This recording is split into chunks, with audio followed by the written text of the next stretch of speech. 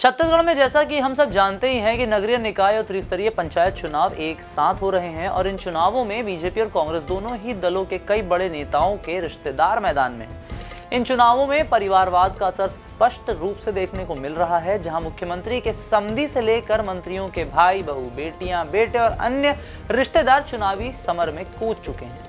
कोरबा के श्रम मंत्री लखन लाल देवांगन के भाई नरेंद्र निर्विरोध पार्षद पद का चुनाव जीत गए हैं, तो वहीं स्वास्थ्य मंत्री श्याम बिहारी जायसवाल की बहू चंपा जायसवाल नगर पंचायत झगराखांड में अध्यक्ष पद के लिए उम्मीदवार है। धमतरी जिला पंचायत सदस्य के लिए मुख्यमंत्री विष्णुदेव साय के समधी टीकाराम कंवर चुनाव लड़ रहे हैं। इसी तरह कांग्रेस की ओर से एक पूर्व मंत्री के परिवार के सदस्य चुनावी मैदान में हैं। रायपुर में कांग्रेस के पूर्व मेयर एजाज ढेबर की पत्नी और पूर्व महापौर प्रमोद दुबे की पत्नी दीप्ति दुबे भी चुनाव लड़ रही हैं। अब देखना है कि छत्तीसगढ़ के चुनावी मौसम में कितना परिवारवाद बरसता है, ये तो चुनाव के नतीजों से ही स्पष्ट होगा। हम आपको जानकारी देते हैं कि इस चुनाव में आखिर कितना परिवारवाद बसता है, कौन किसका खास है जिससे चुनाव जीतने की आस है। तो करेंगे सभी जानकारी आपसे साझा। नाम हमारा आशीष गुप्ता और आप देखना शुरू कर चुका है NH24/7 डिजिटल। राजनीतिक दलों ने इस बार भी अपने प्रभावशाली नेताओं के परिजनों को प्राथमिकता दी है, जिससे चुनावों में परिवारवाद की चर्चा तेज हो गई है। बीजेपी के 3 विधायकों के रिश्तेदार मैदान में हैं, वहीं कांग्रेस के एक विधायक की पत्नी को टिकट दिया गया है। सूरजपुर जिला पंचायत क्षेत्र 15 में बीजेपी विधायक और पूर्व केंद्रीय मंत्री रेणुका सिंह की बेटी मोनिका सिंह चुनाव लड़ रही हैं। हालांकि पार्टी ने आधिकारिक प्रत्याशी के रूप में वेद प्रकाश सिंह को टिकट दिया है, जिससे मोनिका सिंह को कांग्रेस और बीजेपी दोनों से चुनौती मिल रही है। कांग्रेस ने भी परिवारवाद को बढ़ावा दिया है, जहां पूर्व मंत्री तुलेश्वर सिंह के बेटे सतवंत सिंह कोर्राम को पार्टी ने टिकट दिया है। रायपुर मेयर की सीट महिला के लिए आरक्षित हो जाने के कारण कांग्रेस से प्रमोद दुबे की पत्नी को टिकट मिल गया है, जिससे उनके राजनीतिक सफर को आगे बढ़ाने का मौका मिला। इन चुनावों में कई पूर्व मंत्री और वर्तमान विधायकों के परिजन भी अपनी राजनीतिक दावेदारी पेश कर रहे हैं। पूर्व मंत्री राम सेवक पैकरा की पत्नी शशि पैकरा सूरजपुर जिला पंचायत चुनाव में भाजपा समर्थित प्रत्याशी के रूप में चुनाव लड़ रही हैं।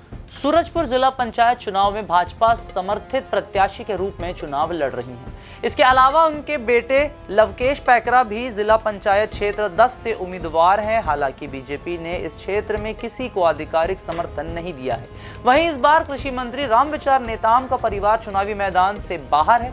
रामविचार नेताम की पत्नी और बेटी पहले जिला पंचायत अध्यक्ष रह चुके हैं, लेकिन इस बार परिवारवाद के आरोपों से बचने के लिए उन्होंने चुनाव नहीं लड़ा।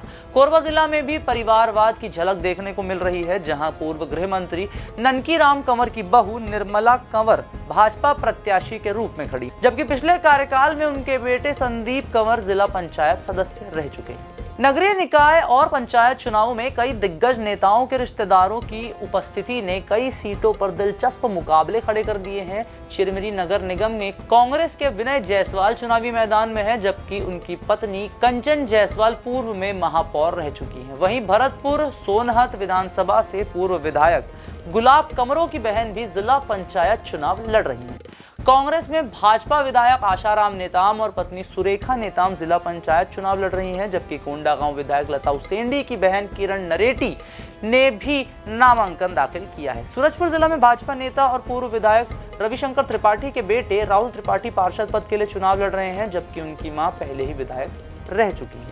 इस बार कई नेताओं के रिश्तेदार आरक्षण नीति के कारण चुनावी मैदान से बाहर हो गए हैं। उदाहरण के लिए पूर्व डिप्टी सीएम TS सिंहदेव के भतीजे आदितेश्वर शरण सिंहदेव और पूर्व मंत्री ननकीराम कंवर के बेटे चुनाव नहीं लड़ पाए, क्योंकि उनकी दावेदारी वाली सीटें महिलाओं के लिए आरक्षित हो चुकी थी। इसी तरह भाजपा नेता और पूर्व मंत्री जय सिंह अग्रवाल की पत्नी रेणु अग्रवाल को टिकट नहीं मिला। कुछ और वार्डों में भी ऐसी स्थिति देखने को मिली, जहां पिछले चुनावों में पार्षद रह चुके नेताओं के पतियों या पत्नियों को इस बार टिकट दिया गया है।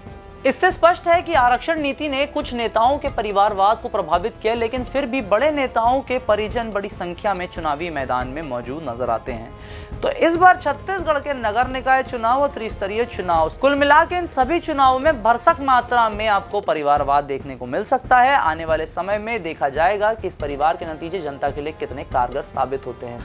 तो ये थे छत्तीसगढ़ नगर निकाय चुनाव पर लेटेस्ट अपडेट। अगर ये वीडियो आपको पसंद आए तो इसे लाइक करें, शेयर करें, अपने दोस्तों को अवेयर करें, चैनल को फॉलो सब्सक्राइब करना ना भूलें।